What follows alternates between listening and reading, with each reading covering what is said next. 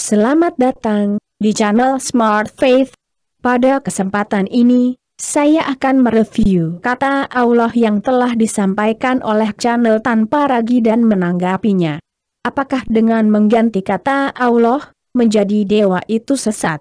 Dan alasan tanpa ragi yang tetap ngotot menghilangkan kata Allah yang ada di dalam Alkitab. Marilah kita simak. Halo semua, belakangan ini saya masih banyak mendapatkan komentar dari teman-teman yang bertanya kok Tuhan jadi dewa. Nah, dari banyaknya pertanyaan kenapa Tuhan jadi dewa aja, sebenarnya udah cukup menunjukkan bahwa masih banyak orang yang nggak tahu arti kata Tuhan dan Allah yang ada di dalam Alkitab. Coba teman-teman perhatikan kata-kata ini. Ini adalah kata-kata yang terdapat pada Alkitab Bahasa Indonesia yang umum digunakan. Tuhan dengan huruf T kecil, Tuhan dengan huruf T besar, Tuhan dengan huruf besar semua. Allah dengan huruf A kecil, Allah dengan huruf A besar, Allah dengan huruf besar semua. Apa artinya?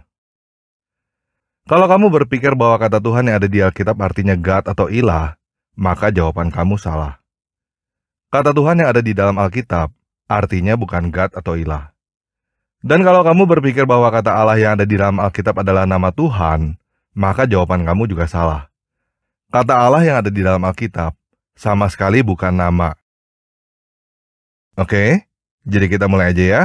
Nah, hal pertama yang perlu teman-teman ketahui adalah Alkitab sudah diterjemahkan ke dalam bahasa Melayu sejak abad ke-17.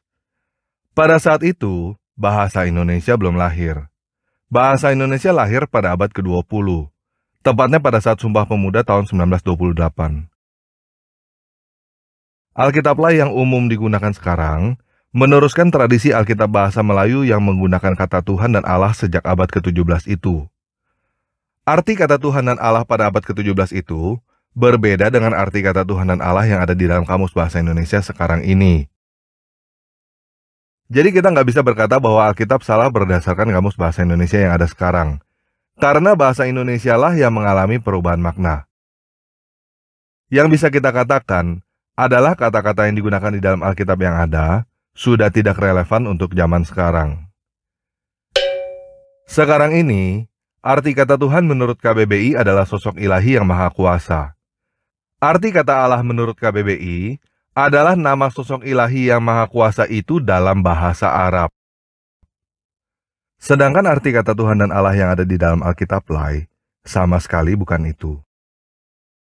Kata Tuhan yang ada di dalam Alkitab lain artinya adalah Tuan, majikan, bos, junjungan, penguasa. Kata Tuhan yang ada di dalam Alkitab berasal dari bahasa Ibrani Adonai, bukan Elohim. Bahasa Yunaninya adalah Kurios, bukan Theos. Bahasa Inggrisnya adalah Lord, bukan God. Bahasa Arabnya adalah Rob, bukan ilah. Bahasa Mandarinnya adalah Chu, bukan Seng. Jadi kata Tuhan yang ada di dalam Alkitab bukan kata agamawi yang monopoli milik sosok ilahi. Dengan bahasa yang ada di dalam Alkitab, kalau kamu karyawan, bosmu itulah Tuhanmu. Jadi bingung ya? Yuk kita lihat buktinya. Bukti pertama yang teman-teman bisa lihat adalah pendiri kerajaan Melayu Pagaruyung pada abad ke-14. Namanya Aditya Warman. Gelar Aditya Warman adalah Tuhanku Janaka. Manusia dengan gelar Tuhan bukan hanya Aditya Warman dan Yesus. Masih banyak manusia yang mempunyai gelar Tuhan sebelum lahirnya bahasa Indonesia. Silakan teman-teman cari sendiri ya. Bukti yang kedua adalah Alkitab bahasa Jawa yang menggunakan kata Gusti, bukan Tuhan. Sampai sekarang masih banyak kan manusia yang menggunakan gelar Gusti? Teman-teman silakan cari sendiri ya, siapa aja manusia yang menggunakan gelar Gusti pada zaman sekarang. Jadi kalau teman-teman berpikir bahwa saya mengganti kata Tuhan dengan kata dewa, kalian sudah salah kaprah. Saya tidak pernah ganti kata Tuhan dengan kata dewa. Saya mengganti kata Tuhan dengan kata penguasa. Kata Yunani kurios, kata dasarnya adalah kuros, artinya kuasa. Itu sebabnya saya menerjemahkan kurios menjadi penguasa. Kuros, kuasa. Kurios, penguasa. Jadi Tuhan yang ada di dalam Alkitab artinya penguasa. Sampai di sini paham ya? Nah, kenapa kadang-kadang saya masih menggunakan kata Tuhan di dalam video-video yang lain? Karena saya tahu masih banyak yang belum mengerti. Menurut saya, kata Tuhan ini sudah harusnya dibuang, tidak dipakai lagi. Tetapi hal ini masih bisa dilakukan pelan-pelan. Kenapa kata Tuhan harus dibuang? Karena kata Tuhan sangat rancu. Banyak orang Kristen yang nggak tahu apa artinya Tuhan di dalam Alkitab. Kata Tuhan yang artinya Tuan, penguasa, sudah berubah makna menjadi ilahi. Dampaknya begini, Yesus adalah Immanuel, El yang beserta dengan kita, ada bersama-sama kita. Dia turun menjadi manusia untuk menjadi tuan atas kita, untuk menjadi bos, untuk menjadi penguasa, bukan untuk menjadi El atau ilah yang nun jauh di langit yang tidak terjangkau. Dia turun menjadi manusia untuk membuktikan bahwa perintah-perintahnya bisa dilaksanakan oleh manusia, supaya kita nggak punya alasan untuk berkata saya tidak bisa melakukannya. Dengan menggunakan kata Tuhan yang sekarang udah mengalami perubahan makna menjadi khusus ilahi, dampaknya adalah hilangnya makna penguasa dan hanya berpegang pada makna ilahi. Kelihatannya lebih hormat kepada Yesus. Tetapi begini, Yesus atau Yahweh tidak menjadi lebih terhormat cuma gara-gara kamu nambahin kata H pada Tuhan. Kamu nggak lebih menghormati Yesus cuma gara-gara huruf H. Kalau kamu benar-benar menghormati Yesus, kamu mendengarkan perkataannya dan lakukan. Kamu memberikan huruf H itu, dampaknya malah membuat orang tidak melakukan apa yang Yesus katakan. Yesus menyuruh kita untuk mengampuni seperti Dia mengampuni. Yesus menyuruh kita untuk mengasihi seperti Dia mengasihi. Oh, saya nggak bisa. Saya hanya manusia. Yesus kan Tuhan. Yesus Tuhan, Dia bisa. Saya manusia, nggak bisa. Paham nggak maksud saya? Dengan tambahan huruf H pada Tuhan itu menjadi alasan untuk tidak melakukan apa yang Yesus katakan. Padahal kita mengakui Dia Tuhan, artinya kita mengakui Dia sebagai majikan, sebagai bos, sebagai penguasa. Artinya kita mau mendengarkan dan melakukan apa yang Dia katakan. Jadi, kata penguasa adalah kata yang paling tepat yang saya temukan untuk menerjemahkan kata Adonai dan Kurios ini. Lebih tepat daripada kata Tuhan, Tuan, atau kata lain yang ada di dalam KBBI. Paham ya? Nah, yang saya ganti dengan kata dewa adalah kata Allah. Karena memang kata Allah yang ada di dalam Alkitab artinya adalah dewa. Nggak kurang, nggak lebih. Bahasa Ibraninya adalah El. Bahasa Yunaninya adalah Theos. Bahasa Inggrisnya adalah God. Bahasa Arabnya adalah Il. Bahasa Mandarinnya adalah Seng. Elohim adalah bentuk jamak dari El. Ilah adalah bentuk jamak dari Il. Dewata adalah bentuk jamak dari dewa. Setelah kita menyimak apa yang dijelaskan saudara tanpa ragi tentang Alkitab LAI tentang Allah, maka saya ingin menjelaskan konsep kata Allah dalam Alkitab LAI. Dalam Kejadian 1 ayat 1, Beresit, bara Elohim et ha samayimu et haaretz. Kata Tuhan adalah El, menjadi Elohim digunakan sebagai kata jamak untuk merujuk kepada Tuhan. Kata El dalam bahasa Ibrani berarti Tuhan atau Allah. Ini adalah nama atau gelar untuk merujuk kepada Yang Maha Kuasa dan Maha Esa. Eloah adalah bentuk tunggal dari kata Elohim. Eloah digunakan untuk Tuhan dalam bentuk tunggal atau singular, sedangkan Elohim digunakan untuk Tuhan dalam bentuk jamak atau plural. Untuk kata YHWH muncul di mana Tuhan menyatakan dirinya kepada Musa. Dalam Keluaran 3 ayat 13-15 dijelaskan sebagai berikut. Di ayat 13, Musa bertanya kepada Elohim, bagaimana tentang namanya?" Maka kata Musa kepada Allah, "Sesungguhnya aku akan pergi kepada orang-orang Israel dan berkata kepada mereka, Allah nenek moyang kalian telah mengutus aku kepadamu. Lalu mereka akan bertanya kepadaku, apakah namanya?"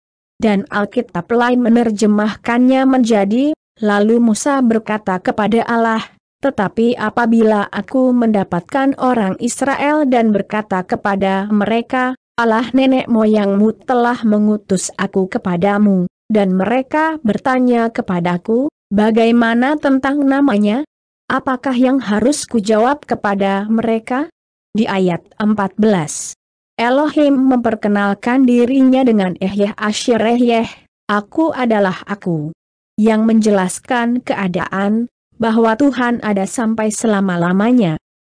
Dan Allah berbicara kepada Musa, "Aku adalah Aku," dan Dia berkata, "Beginilah yang harus kau katakan kepada orang-orang Israel, Aku adalah yang Aku adalah.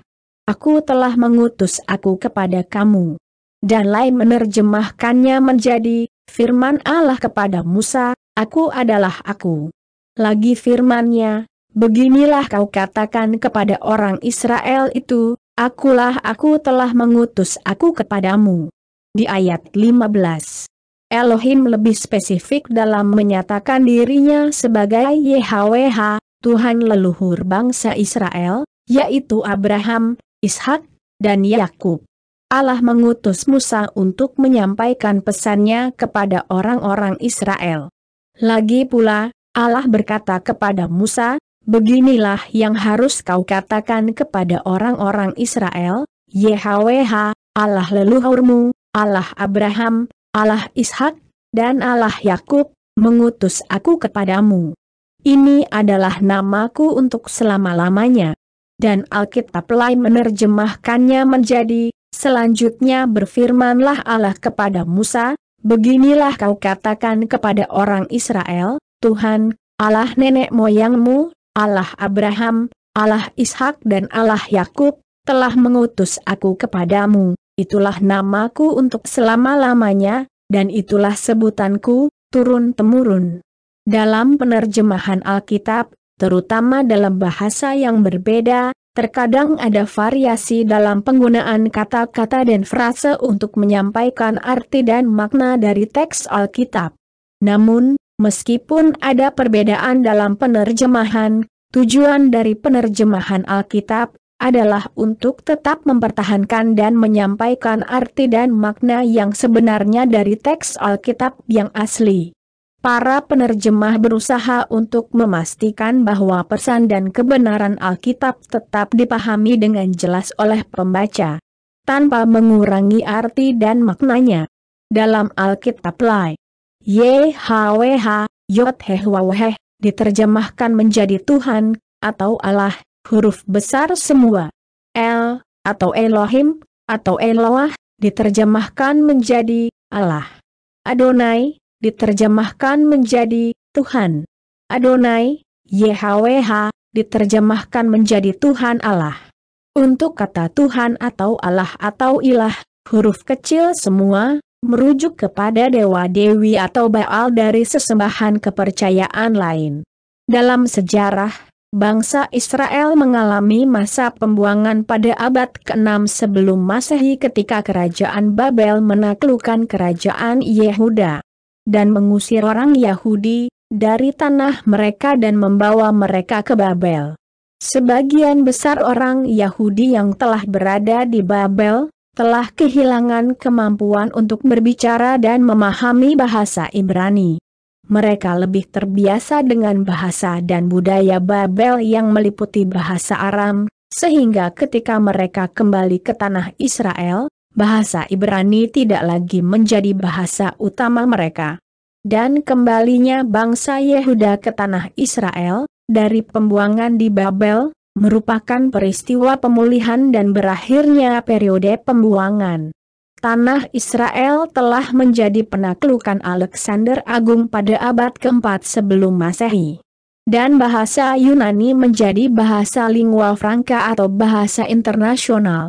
maka lahirlah Septuaginta atau LXX.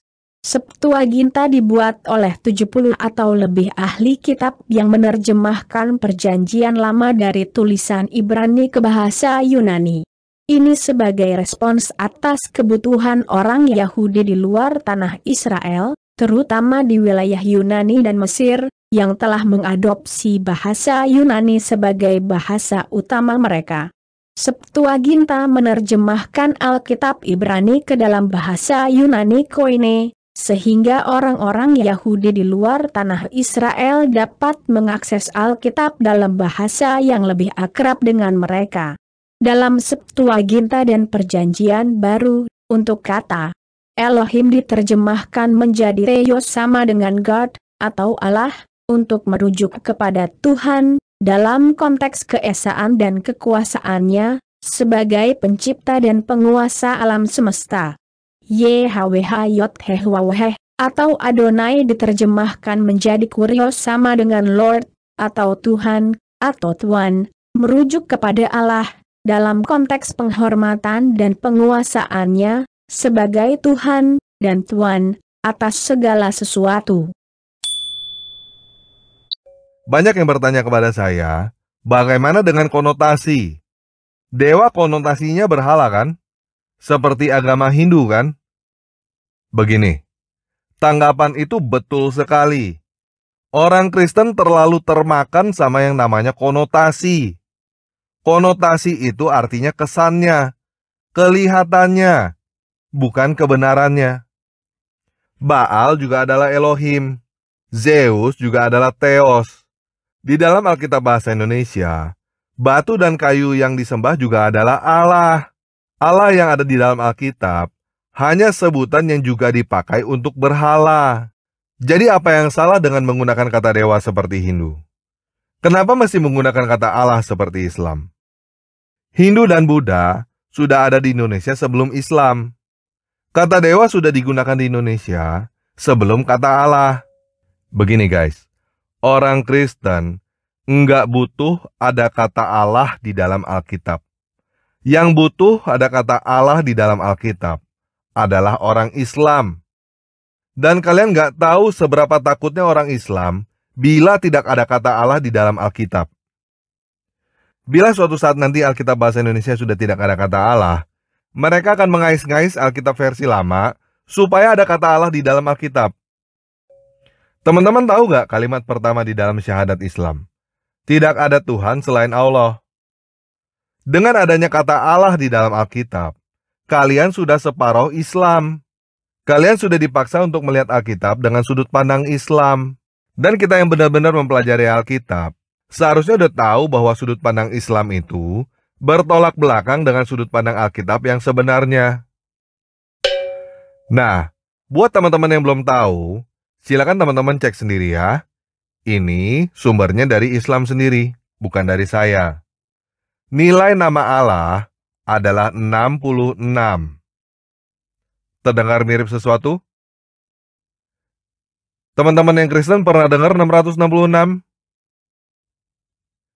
Ini adalah bentuk 666 di dalam bahasa aslinya, di dalam bahasa Yunani.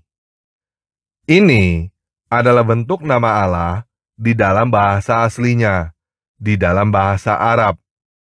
Sekarang saya flip horizontal bentuk 666 ini dan saya putar 90 derajat. Teman-teman udah bisa lihat sesuatu? Teman-teman jangan salah sangka ya. Jangan berpikir bahwa saya mencoba untuk menakut-nakuti teman-teman. Saya tidak berkata bahwa menyembah Allah adalah menyembah setan, masuk neraka, atau apapun semacam itu. Tenang aja. Buat teman-teman Kristen yang masih mau menggunakan kata Allah, silakan.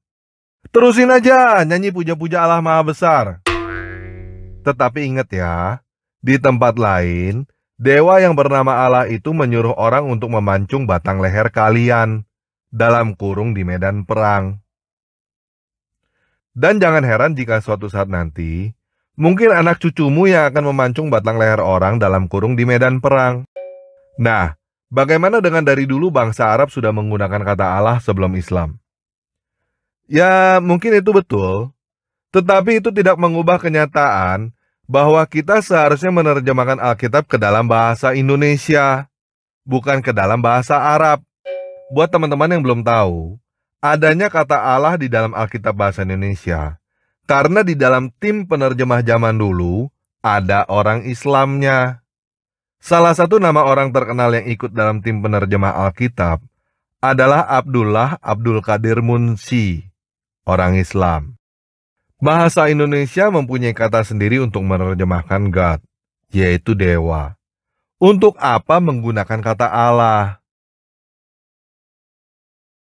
Seperti kata Ustadz Insan Mokoginta, Quran hanya memberi info dan mengkritik. Tetapi untuk membuktikannya, lihat di Alkitab itu. Ngerti gak maksudnya? Tanpa ada kata Allah di dalam Alkitab, Al-Quran gak bisa apa-apa. Kita orang Kristen gak butuh itu. Gak ada pengaruhnya bagi kita untuk tidak menggunakan kata Allah di dalam Alkitab. Sudut pandang Alkitab berbeda dengan sudut pandang Islam. Sudut pandang Alkitab, yang disebut Allah itu banyak, yang disebut dewa itu banyak. Tetapi kamu hanya boleh punya satu dewa, yaitu sang penguasa. Nah, ini adalah sudut pandang Islam. Sudut pandang Kristen nggak begitu. Dewa di dunia ini banyak, tetapi kita hanya punya satu dewa, dan namanya bukan dewa Allah. Paham ya? Nah, kalau teman-teman menolak menggunakan kata dewa, yang pertama terjadi adalah kerancuan arti kata Tuhan dan Allah antara Islam dan Kristen. Dengan membuang kata dewa, bahasa Indonesia tidak ada kata untuk menerjemahkan kata God. Oke? Paham ya? Sekarang saya mau nanya lagi kepada teman-teman yang Kristen. Kita pakai bahasa Indonesia yang umum aja ya. Kalian sering berkata Tuhan Allah kan?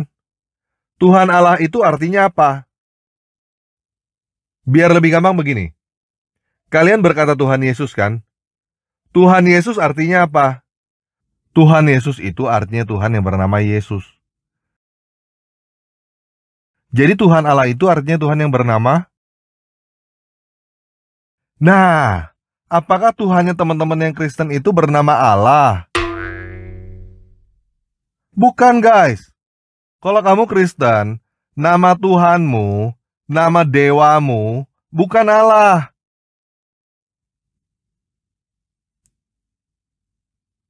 Coba sekarang kita buang kata Tuhan Allah itu, kita pakai kata penguasa dewata.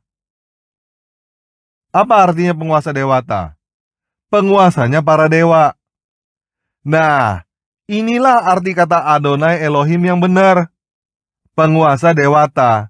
Penguasanya para dewa. Bukan Tuhan yang bernama Allah.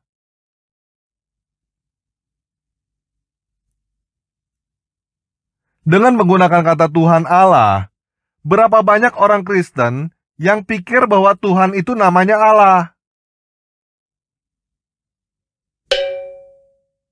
Teman-teman pernah survei gak berapa banyak orang Kristen yang gak tahu bahwa kata Tuhan yang ada di dalam Alkitab Perjanjian Lama adalah sebutan pengganti untuk nama Yahweh? Berapa banyak orang Kristen yang ngatain aliran yang menyebut Yahweh adalah aliran sesat? Coba pikir benar-benar. Menyebut nama Yahweh, nama yang benar, dewanya bangsa Israel adalah sesat. Sedangkan menyebut nama Allah, nama dewanya bangsa Arab, tidak sesat. Logikanya di mana? Nah, teman-teman jangan salah sangka ya. Saya bukan aliran Yahweh atau Yehova. Karena nama penguasa dan dewa saya adalah Yesus. Saya diselamatkan di dalam nama Yesus, bukan di dalam nama Yahweh. Apalagi di dalam nama Allah. Allah itu bukan nama Tuhannya bangsa Israel yang ada di dalam Alkitab. Alangkah menyedihkannya umat Kristen yang gak tahu nama Yahweh, taunya nama Allah. Ini umat Kristen yang gak tahu apa-apa. Udah gak tahu apa-apa, berani ngatain yang lain sesat lagi. Jadi begini, terserah menurut kamu bagaimana, tetapi menurut saya, adanya kata Allah di dalam Alkitab adalah jerat yang harus segera dilepaskan. Kita udah salah ratusan tahun. Nggak ada alasan untuk kita terus melakukan kesalahan yang sama beberapa ratus tahun lagi. Saya mulai inisiatif menggunakan kata dewa. Ini adalah kata yang tepat dan benar, walaupun kita tidak terbiasa. Mengubah kebiasaan bukan hal yang mudah. Saya berharap teman-teman yang Kristen, apapun alirannya, mau melanjutkan apa yang sudah saya mulai. Tetapi jangan berpikir bahwa saya memaksa ya. Saya tidak memaksa teman-teman menggunakan kata dewa. Tetapi teman-teman juga jangan memaksakan saya menggunakan kata Allah.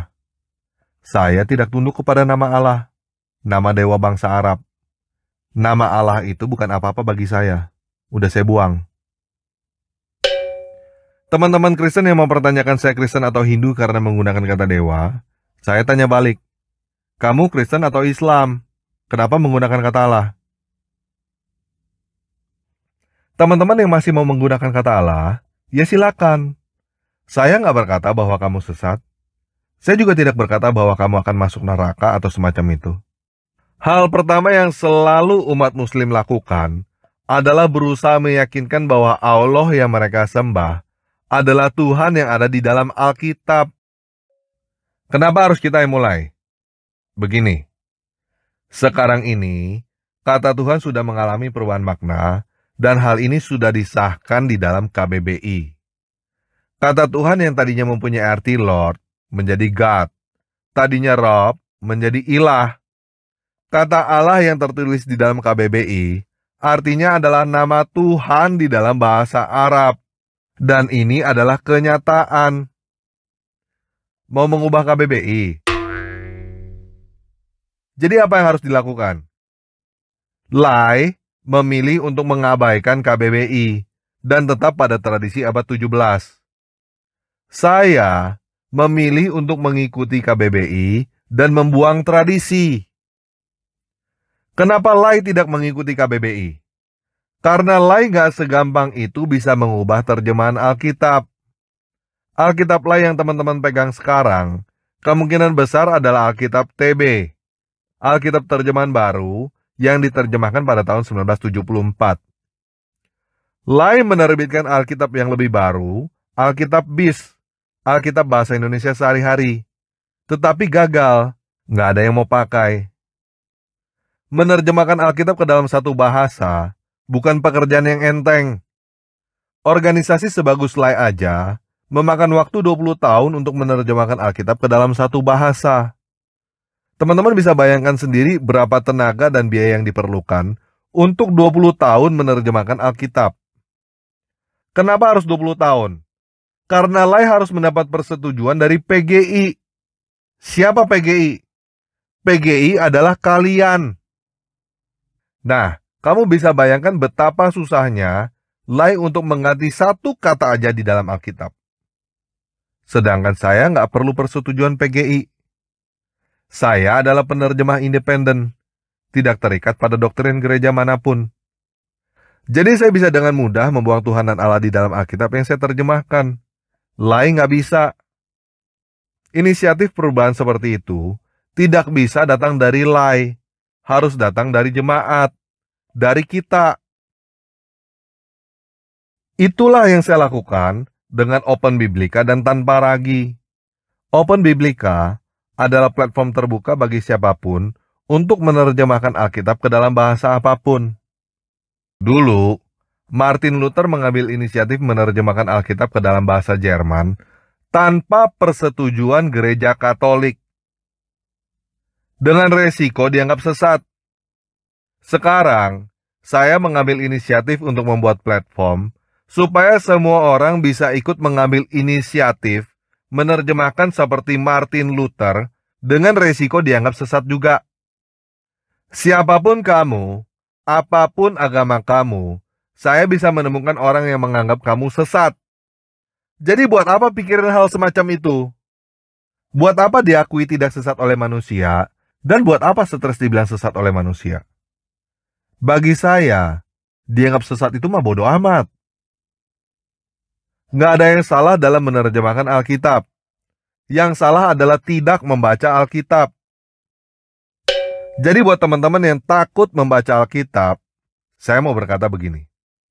Jangan dengerin orang-orang yang berkata bahwa kamu bisa sesat bila membaca Alkitab sendiri. Jangan dengerin orang yang berkata bahwa kamu tidak boleh mengerti Alkitab dengan pikiranmu sendiri. Mereka yang ngomong seperti itulah penyesatnya. Kamu harus baca Alkitab sendiri. Kamu harus mengerti Alkitab dengan pikiranmu sendiri. Karena Alkitab adalah buku terang yang personal. Setiap orang punya jalan hidup masing-masing. Dan Alkitab mampu menerangi langkah setiap orang masing-masing. Berdasarkan jalan hidup masing-masing. Jadi kamu gak akan menjadi sesat dengan membaca dan memahami Alkitab sendiri.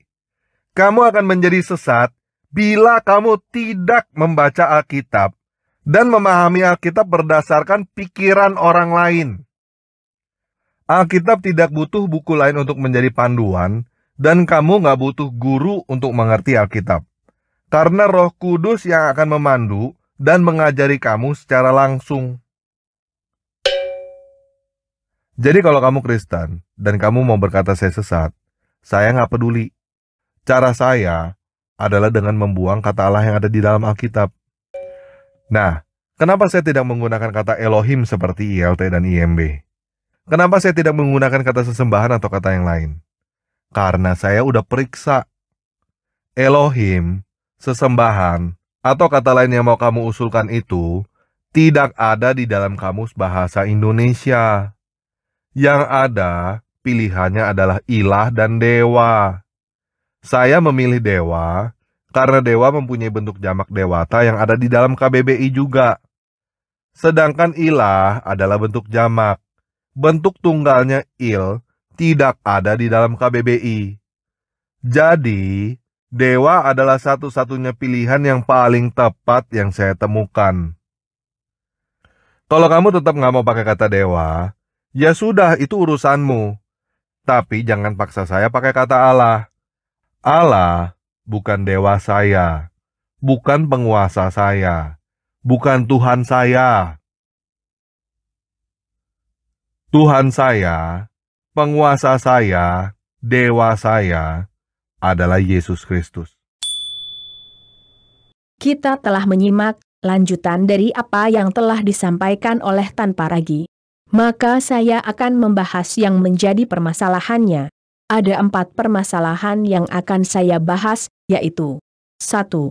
Bahasa dan KBBI atau Kamus Besar Bahasa Indonesia. 2. Alasan Lai masih menggunakan kata Allah. 3. Alasan Tan Paragi mengganti kata Tuhan Allah dengan penguasa dewata. 4. Solusi dalam menyelesaikan masalah. Masalah pertama, bahasa Indonesia dan KBBI. Berbicara bahasa Indonesia, kita harus melihat perkembangan sejarahnya dalam bahasa. Bahasa Indonesia memiliki keterbatasan kosakata dan terus mengadopsi kata-kata baru untuk mengatasi perubahan zaman dan perkembangan budaya. Maka, diperlukan untuk adopsi kata-kata dari bahasa lain. Indonesia telah menggunakan bahasa serapan, kata-kata pinjaman dari bahasa asing. Sejak zaman dahulu kala, dengan terjadinya kontak dan interaksi budaya dengan bangsa-bangsa lain di wilayah Nusantara dan luar Nusantara, penggunaan bahasa serapan dalam bahasa Indonesia berkembang seiring dengan periode sejarah berikut. 1. Pengaruh Melayu. Pada awalnya, bahasa Melayu adalah bahasa yang dominan di wilayah Nusantara, dan telah mengadopsi kata-kata dari bahasa-bahasa lain, terutama bahasa-bahasa dari bangsa Arab, Sanskerta, Tiongkok, dan Tamil. Beberapa contoh kata serapan dari bahasa Melayu adalah bahasa Arab, seperti abad, Allah, abjad, bab, badan, batin, dalil, doa, dunia, eja, faedah, gaib, gairah, jadwal, jenazah, dan lain-lain. Bahasa Sanskerta, seperti agama, aksara, baca, cerita, cara, dewa, dewata, eka, geraha, harta, hina, hasta, irama, jiwa, kuasa, dan lain-lain. Bahasa Tiongkok, seperti angpau, bakiak, bakmi, encang-encing, giwang, hoki, kawin, loteng, sate, dan lain-lain. 2. Penjajahan Belanda. Pengaruh bahasa Belanda meningkat dan banyak kata-kata dari bahasa Belanda yang diadopsi ke dalam bahasa Indonesia. 3. Kontak dengan bahasa asing, selama zaman kolonial, perdagangan, dan interaksi dengan bangsa-bangsa lainnya. Bahasa Indonesia menerima pengaruh dari berbagai bahasa asing, termasuk bahasa Arab, Tiongkok, Portugis, Spanyol, Inggris, dan India. 4. Era globalisasi zaman kini. Bahasa Indonesia terus menerima pengaruh dari bahasa-bahasa asing karena perubahan sosial, teknologi, dan perdagangan. Kata-kata serapan baru bermunculan dari bahasa Inggris dan bahasa lain untuk mencerminkan perkembangan ilmu pengetahuan, teknologi, budaya populer, dan aspek global lainnya. Penyusunan bahasa Indonesia yang kaya dan unik ini dipengaruhi oleh banyak bahasa dan budaya yang telah berinteraksi dengan wilayah Indonesia selama berabad-abad.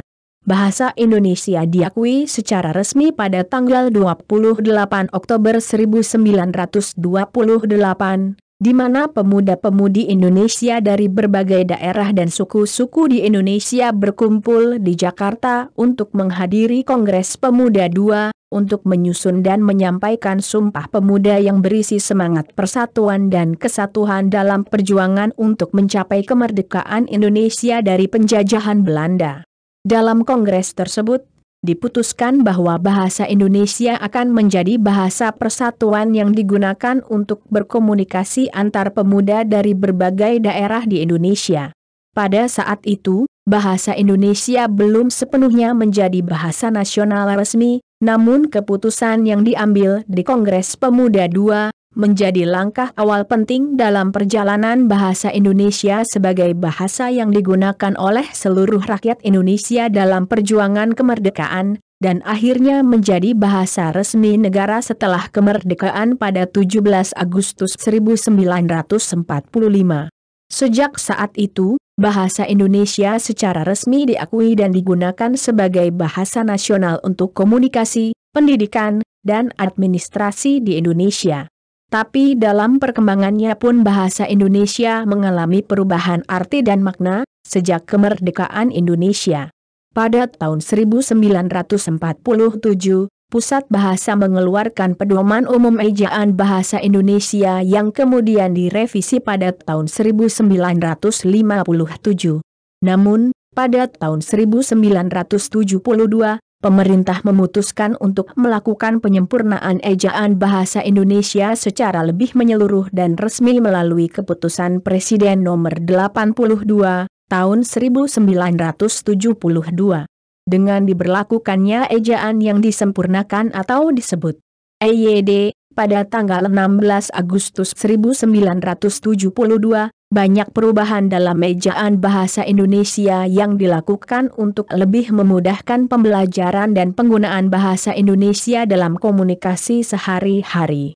Seluruh teks resmi, literatur, dan dokumen pemerintah, teks Alkitab, juga mengikuti ejaan yang disempurnakan sesuai dengan EYD. Perubahan ini bertujuan untuk menyatukan ejaan bahasa Indonesia secara lebih konsisten dan mudah dipahami oleh masyarakat luas. Pada tahun 1988 oleh Pusat Pembinaan dan Pengembangan Bahasa, Departemen Pendidikan dan Kebudayaan Republik Indonesia, pertama kali diterbitkan Kamus Umum Bahasa Indonesia. Dan ini pun kemudian mengalami penyempurnaan dan pembaruan dari waktu ke waktu. Dan pada tahun 1999, kamus ini dikenal dengan istilah Kamus Besar Bahasa Indonesia, KBBI, setelah melalui revisi yang lebih mendalam. Pada tahun yang sama, versi daring dari KBBI juga diperkenalkan dan dapat diakses secara online melalui internet. Maka, jika saudara tanpa ragu mengacu pada KBBI, maka kita harus sepakat dulu bahwa kita mengacu pada KBBI.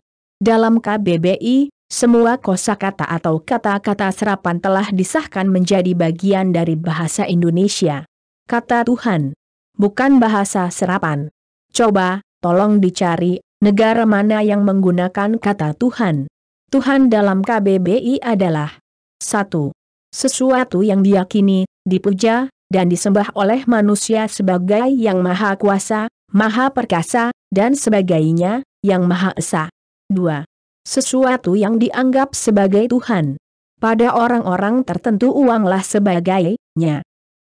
Kata Tuhan justru bahasa asli Indonesia sejak zaman dulu. Pertanyaannya salah di mana? Beberapa contoh terjemahan kata Tuhan dalam beberapa negara. Kalau kata God, Theos, Elohim tidak ada dalam KBBI, coba cari di kamus bahasanya masing-masing. Karena bukan merupakan bahasa serapan. Itulah sebabnya tidak ada. Kata Allah dalam KBBI adalah nama Tuhan dalam bahasa Arab, pencipta alam semesta yang maha sempurna, Tuhan yang maha esa, yang disembah oleh orang yang beriman. Perhatikan, KBBI menulisnya nama Tuhan dalam bahasa Arab. Pertanyaannya, apakah KBBI salah? Orang Arab menyebut Tuhan adalah Allah. Dan Allah namanya adalah Allah. Apakah itu tidak boleh? Orang Indonesia menyebutnya Tuhan Allah, artinya Tuhan yang bernama Allah. Tanpa ragu mengatakan bahwa tidak ada yang tepat dalam KBBI untuk menyebut kata Tuhan. Itu merujuk kepada panggilan kepada seseorang dengan nama Tuhan atau Gusti. Tanpa ragu mengatakan bahwa bahasa Indonesialah yang mengalami perubahan makna. Pertanyaannya adalah, udah tahu kok nggak mengerti? Begini. Dulu, kata Tuhan adalah gelar atau sebutan untuk sesuatu yang dipuja atau disembah oleh manusia, karena ia maha kuasa, maha perkasa, dan sebagainya. Lalu mengalami perubahan makna, karena konsepnya sekarang adalah, kok manusia dituhankan, maka kata Tuhan berubah untuk yang maha esa. Untuk penghormatan kepada manusia, menggunakan kata serapan dari bahasa Portugis, yaitu kata tuano. Digunakan pada penguasa atau orang yang berkedudukan tinggi. Dan kata Gusti dalam bahasa Jawa, juga berarti tuan atau penguasa. Kata ini juga digunakan untuk merujuk pada Tuhan dalam konteks agama Jawa.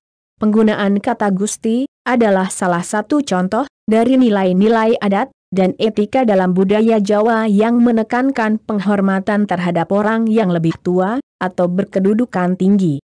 Tanpa ragu, mencari kata Adonai, atau Elohim, atau Theos, atau Kurios, dalam KBBI, ngak bakalan ketemu, karena bukan kata-kata serapan yang dijadikan bahasa Indonesia. Tapi carinya di kamus bahasa Ibrani dan Yunani. Coba kalau cari namanya Tuhan, seperti Yahweh, atau Yehova, atau Yahwa, atau Yesus. Pasti ada. Allah juga nama Tuhannya, orang Arab bukan? Masalah kedua, alasan lain masih menggunakan kata Allah.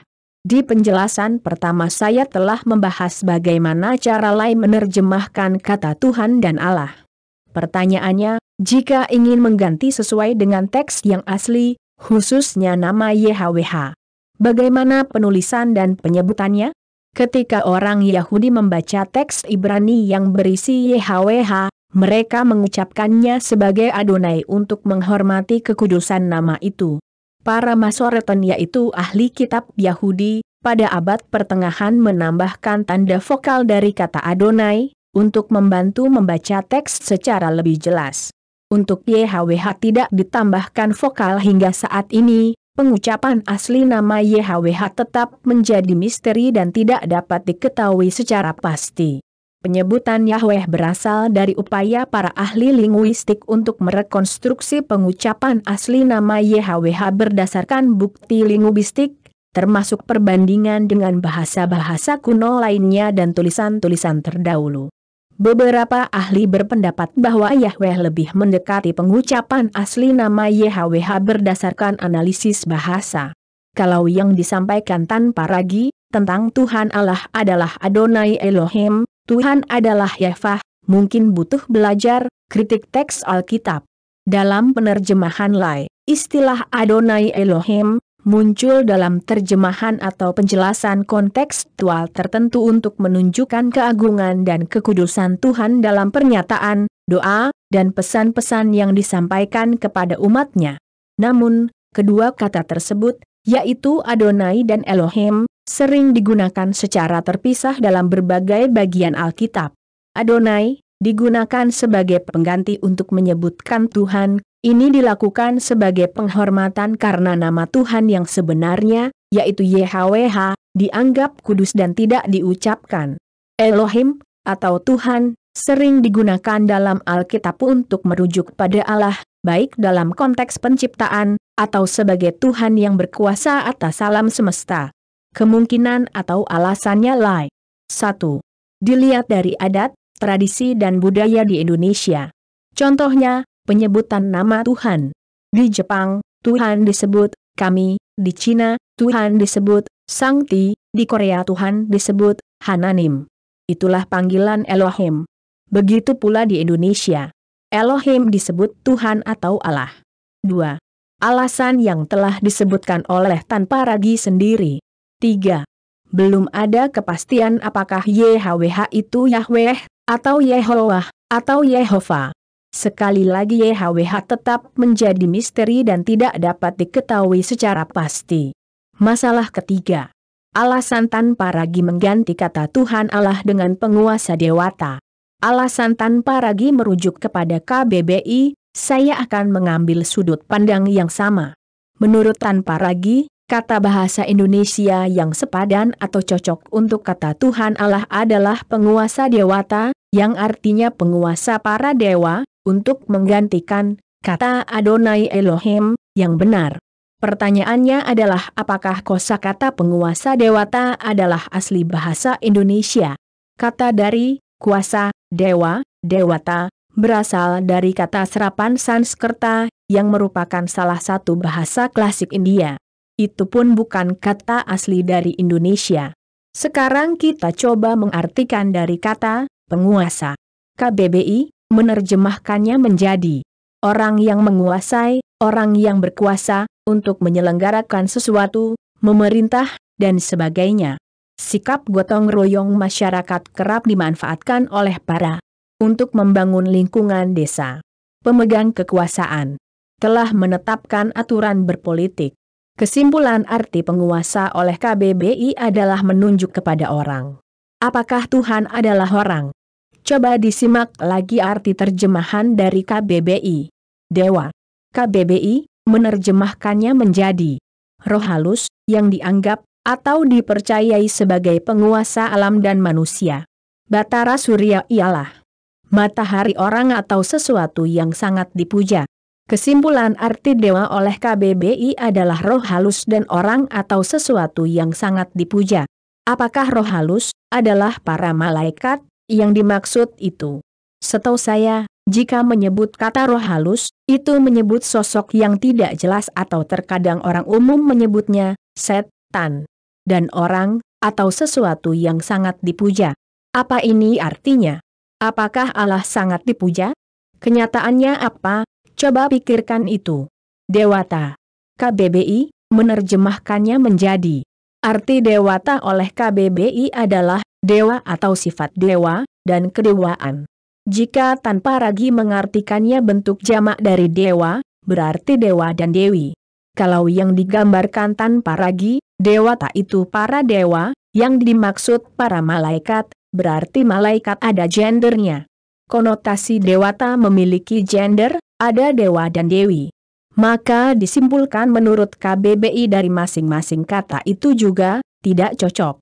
Di Indonesia, kata dewa atau dewata digunakan untuk merujuk pada makhluk yang dianggap memiliki kekuatan ilahi, dan dihormati dalam kepercayaan agama tertentu, seperti dalam agama Hindu dan beberapa kepercayaan tradisional. Dalam budaya Hindu, dewa merupakan istilah yang merujuk pada Tuhan-Tuhan yang memiliki berbagai peran dan aspek dalam penciptaan dan pengaturan alam semesta. Kata dewa diadopsi ke dalam bahasa Indonesia karena sejarah dan pengaruh budaya yang pernah terjadi, terutama dalam konteks perjalanan sejarah agama Hindu, dan perdagangan antara Indonesia dan wilayah-wilayah lain. Menurut tanpa ragi, penguasa dewata, artinya penguasanya para dewa. Agama Kristen menyebut malaikat bukanlah dewa. Malaikat adalah makhluk rohani yang diciptakan oleh Allah untuk melayaninya dan bertindak sebagai perantara antara Allah dan manusia. Malaikat tidak untuk disembah. Jika malaikat adalah dewa, berarti malaikat boleh disembah, bukan? Konteks Alkitab tidak begitu. Tidak ada istilah dewa untuk menyebut kata Elohim, Adonai, YHWH. Di dalam agama Kristen tidak ada yang diyakini adanya dewa-dewa. Karena agama Kristen adalah agama monoteistik, yang berarti mengakui dan menyembah hanya satu Tuhan yang menciptakan alam semesta. Ajaran agama Kristen meyakini akan adanya satu Tuhan yang esa, merupakan salah satu pilar pondasi iman. Tuhan diwujudkan dalam 3 pribadi, yaitu Allah Bapa, Allah Putra, Yesus Kristus, dan Allah Roh Kudus, namun ketiga pribadi ini adalah satu dalam keilahian, Trinitas. Kalau bicara kata yang cocok untuk pengganti kata Allah itu adalah dewa ataupun dewata, coba cabang ilmu teologi mana yang mengajarkan itu? Saya belum pernah ada pelajaran tentang dewatologi. Mungkin ini adalah mata kuliah baru yang harus diperkenalkan dan dimasukkan ke mata kuliah teologi, sehingga tanpa ragi tidak menganggap bahwa umat Kristen tidak tahu nama Tuhannya. Dapat disimpulkan bahwa pernyataan tanpa ragi untuk mengikuti KBBI dan mengabaikan tradisi adalah tidak benar. Justru sebaliknya, tanpa ragi tidak mengikuti KBBI dan tidak mengabaikan tradisi. Hanya saja ingin mengalihkan tradisi Islam ke tradisi Hindu. Bagaimana jika nantinya agama Hindu menjadi agama mayoritas? Apakah nantinya tidak terulang protes penggunaan kata dewa? Seperti Kristen menggunakan kata Allah? Ingat sejarah gereja. Di masa Kristen sebagai agama resmi pada abad ke-4 Masehi, di bawah Kaisar Konstantinus Agung, apa yang terjadi? Beberapa periode dalam sejarah menyaksikan sejarah kelam yang melibatkan tindakan penindasan dan penganiayaan terhadap minoritas agama atau kelompok yang berbeda keyakinan. Salah satu contoh yang paling terkenal adalah masa Inkuisisi, yaitu badan penyelidikan dan pengadilan yang didirikan oleh Gereja Katolik Roma pada abad pertengahan untuk menindak dugaan bidat dan kesesatan dalam doktrin agama di abad 13 dan berlangsung hingga abad ke-19. Di masa itu, para penuntut inkuisisi menyelidiki dugaan penyimpangan agama dan mengejar individu atau kelompok yang dianggap sesat atau tidak sesuai dengan ajaran gereja Katolik. Penganiayaan tersebut menyebabkan penderitaan dan kematian bagi ribuan orang yang dianggap sebagai musuh gereja. Kita bisa melihat sejarah dari Bapak Gereja, seperti Martin Luther. Reformasi Protestan yang mengkritik gereja Katolik. Membuat 95 dalil, dan menyampaikan kritiknya terhadap penjualan indulgensi dan berbagai doktrin gereja Katolik lainnya. Aksinya ini menyebabkan perpecahan dalam gereja dan memicu reformasi Protestan. Namun, Luther juga menolak tuntutan untuk menarik kembali pandangannya dan tetap berdiri teguh pada keyakinannya. Pada tahun 1521, ia diadili di Diet Worms, di mana ia dipanggil oleh Kaisar Romawi Suci, Karl kelima, untuk membela pandangannya. Disinilah ia berbicara dengan tegas dan menolak menarik kembali ajarannya, dengan kalimat terkenalnya, "Saya tidak akan menarik kembali, kecuali saya ditekan oleh kitab suci atau diilhami oleh otak saya yang telah dibujuk oleh dalil-dalil Alkitab. Karena sungguh, aku tidak bisa dan tidak akan menarik kembali apapun, karena bertentangan dengan hatiku dan iman yang sehat. Di sini aku berdiri, aku tidak bisa berbuat lain, Tuhan tolong aku. Amin." Meskipun ada upaya untuk menangkapnya oleh otoritas gereja, Martin Luther mendapatkan perlindungan dari penguasa Jerman pada saat itu, dan dia tidak dihadapkan pada inkuisisi. Reformasi Protestan yang diinisiasi oleh Luther terus menyebar, dan dia terus bekerja untuk menyebarkan ajarannya serta membentuk gereja Lutheran, yang menjadi salah satu denominasi Protestan terbesar di dunia. Jika tanpa ragu ingin melakukan seperti yang Martin Luther lakukan, lakukanlah. Buktikan bahwa semua dalil yang tanpa ragu sampaikan adalah Alkitabiah. Katakan apa yang seperti Martin Luther katakan.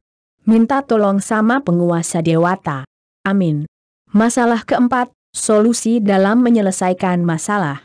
Perlu diketahui, umat Kristen telah belajar dari sejarah kelam gereja dan tidak melakukan hal-hal anarkis.